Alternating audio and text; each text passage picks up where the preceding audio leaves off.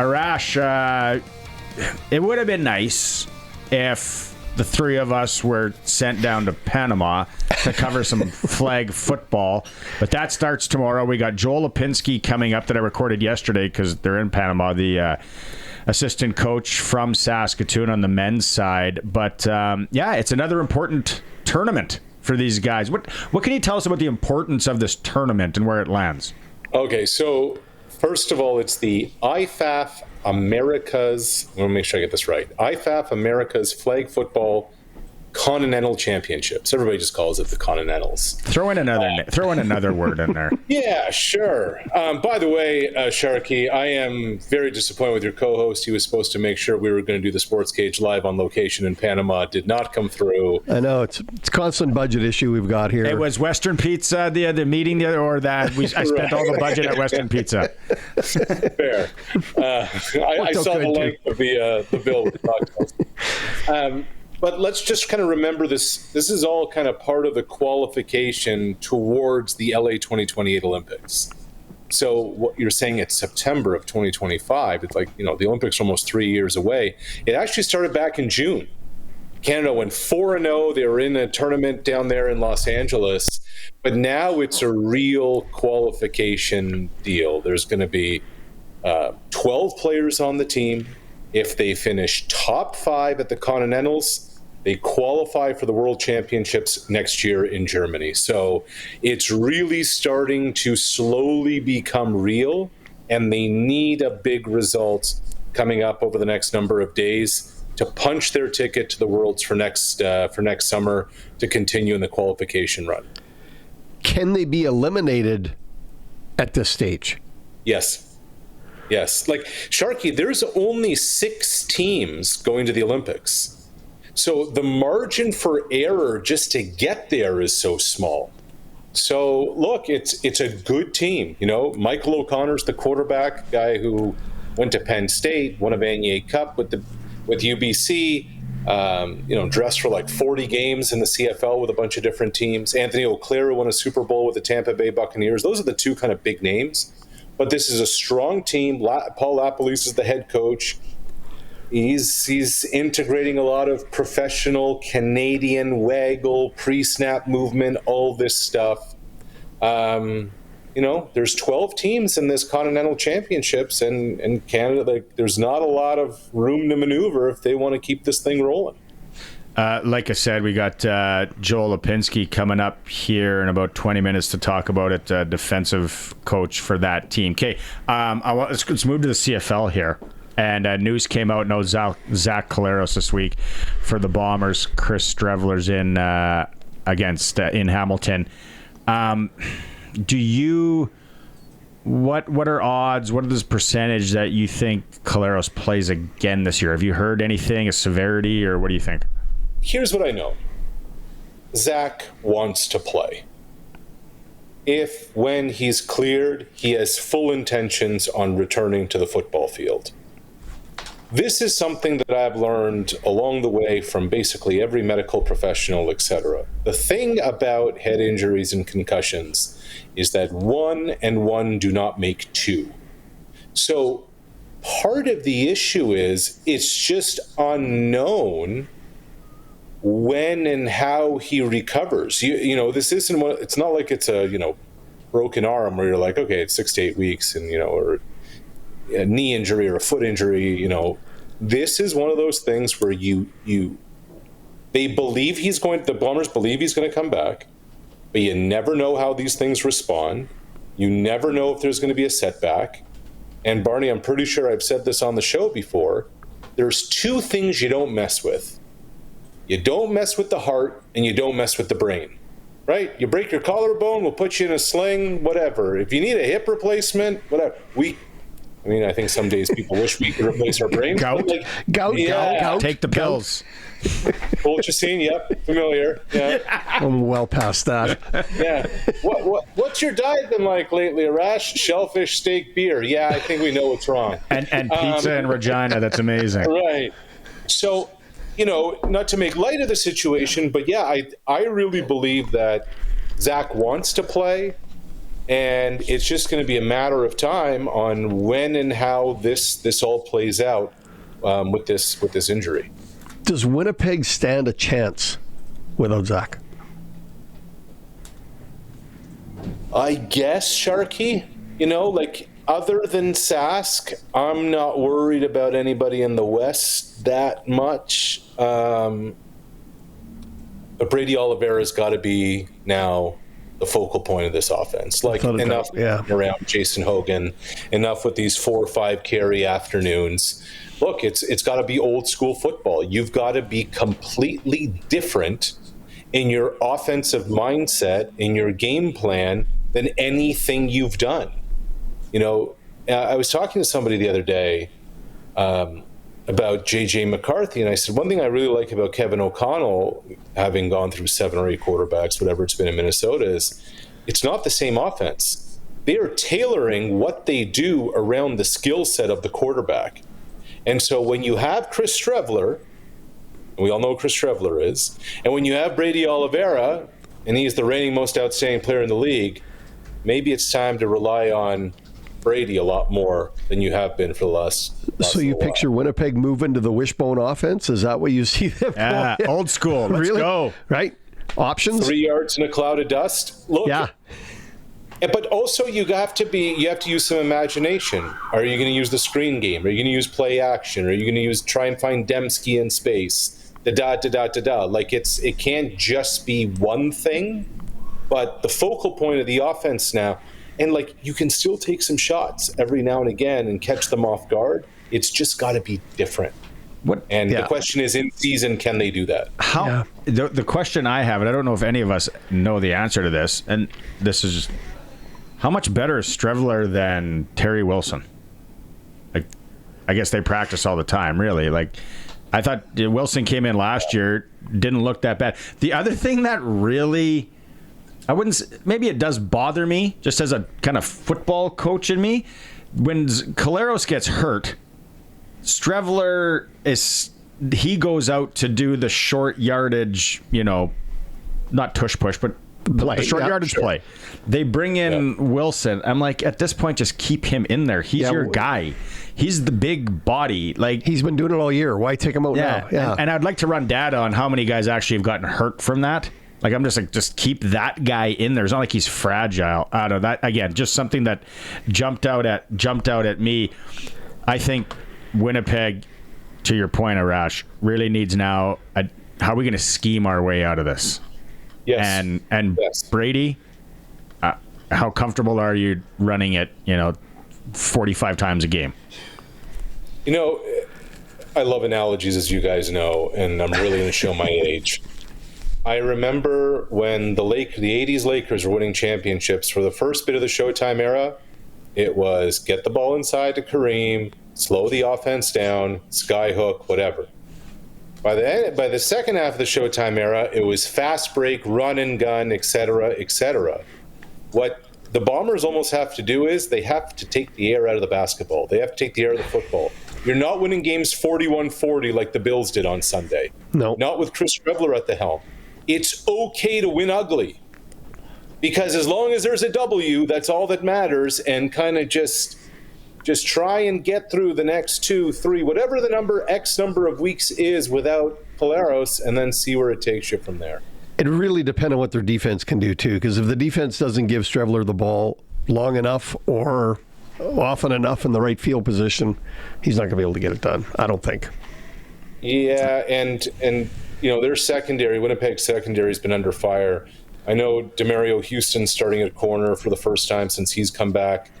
I don't know how much that's going to change, but I have a feeling that Scott Milanovic has a few things for that Winnipeg secondary up his sleeve this week. And you think Kenny Lawler might be a little excited for this game, fellas? You think that might have a little fire in him? Maybe. I like how we somehow found a way to tie in Ferdinand Lewis Alcindor into a CFL into a CFL conversation. Good job there, Kate. Blue Jays on the field right now, or Diamond. What's up with the Jays? I was talking to a couple real hardcore Jay supporters yesterday. Yes. Nervous fellows these days. How worrisome is the bullpen as we sit here on September 11th? Very, very. Let's just get that out of the way. Okay. In the back half of the bullpen, especially when that bullpen door opens in the 7th, 8th, 9th inning, I think everyone's just holding on for dear life, Jeff Hoffman last night gives up another, bomb in the 9th inning, and there goes the ball game again in the 9th with Diaz going yard on him. But I just want to say this, and I understand the angst, but I try and tell people this all the time, that yes, the Blue Jays have deficiencies in their bullpen. Yes, there's reason for concern there. Yeah, you got to worry a little bit if Bichette's going to be hurt, when's he coming back in the lineup, etc. All that's fair and valid, etc. But guess what?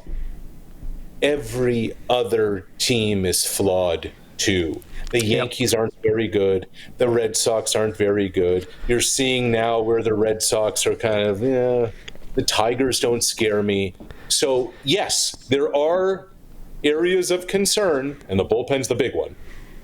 But all I'm saying is the other teams, they aren't a juggernaut. So I just don't know how the Blue Jays get out of this bullpen mess, because that can just, once you lose that confidence, it's hard to get it back. And so that becomes the big question there. Funny thing about baseball, the other night I'm watching the Red Sox game, and I'm like, oh, the A's. And I'm like, man, that stadium. I went to a game there, that football game. Oh, the old in the locals? concrete jungle. And and the field, it's when the field was still on. And I try and tell my son, I'm like, yeah, they used to play football on baseball field. And then I'm like, oh, yeah, they're playing in Sacramento. Yeah.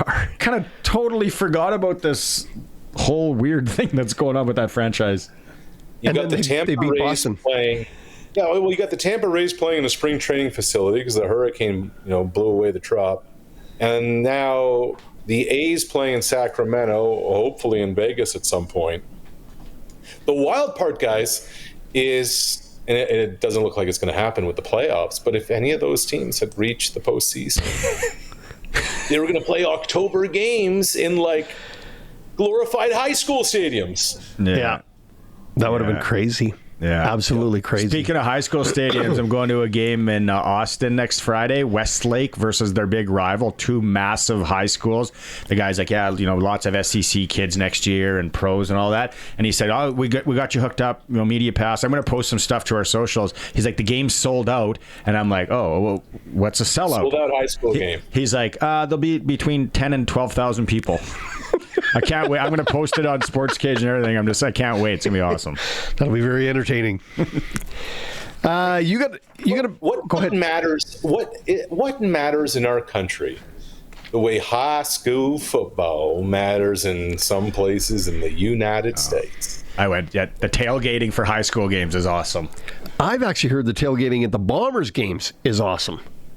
Have you heard of this? Yeah, I haven't. Winnipeg has an amazing tailgating setup. $20 to get in, park your vehicle, set up your tent, cook your wieners, cook your hamburgers, have a great day, drink your beer. So the next time we think that we're just a little bit better than Winnipeg, let's remember this conversation. They are. Wade Miller has outdone it. Come on, Riders, make it happen. I don't think it's the Riders, is it? Well, they would be a big supporter of it, or they would be the big catalyst if it moved forward. Beauty of a matchup tonight. Washington, Green Bay. Oh. Where's the money? Micah, how they say quarterbacks don't face quarterbacks? You know what? Micah Parsons versus Jaden Daniels seems to be a pretty good matchup, though, doesn't it? Yep. Amazon did well. This is their first game of their Thursday night season. This might be the game of the year. Oh, wait, I can't watch this on any regular programming? In Canada, we can. Oh, okay. Because we got state-run media. Sometimes it's good. But the Amazon thing, they have hit two dingers.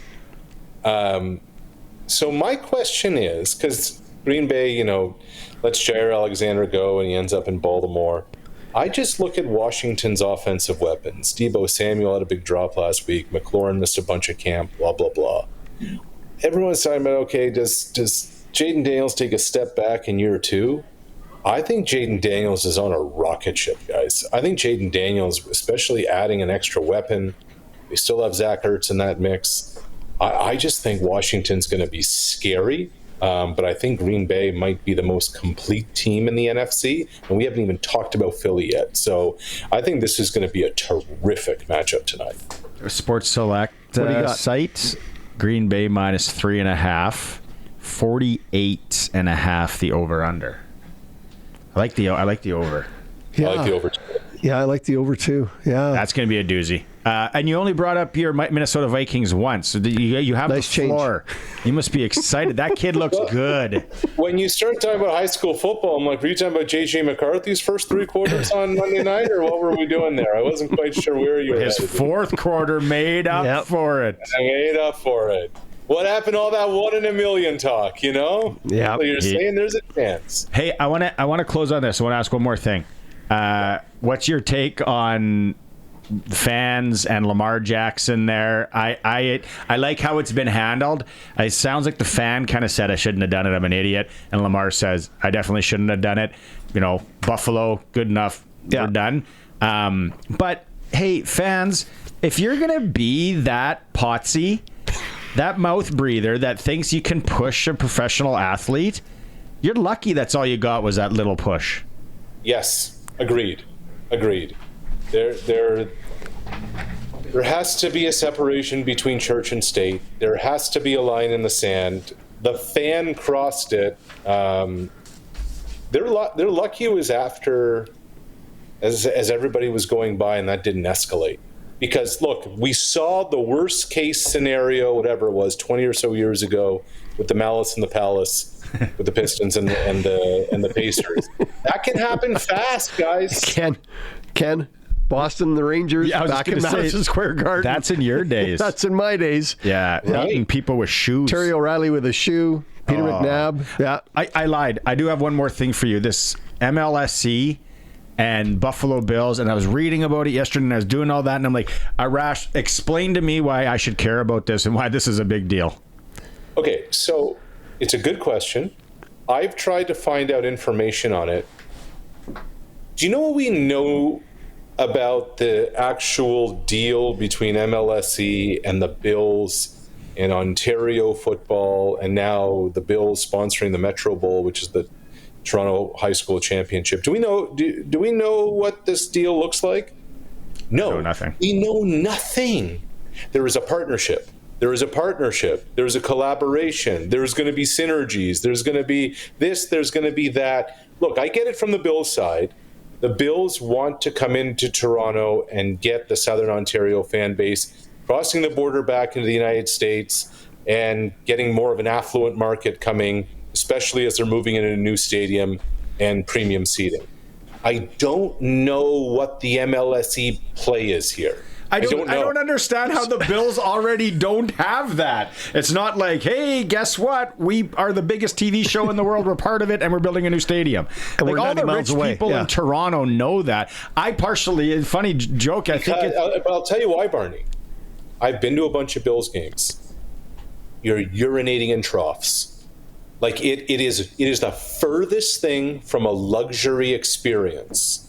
And what the Bills are trying to do is get the people who are buying gold and platinum seats at Leafs and gold and platinum courtside seats at Raptors to come into their new $2-3 billion stadium and buy those seats. And there is a major disconnect because the Bills' experience right now is so blue collar.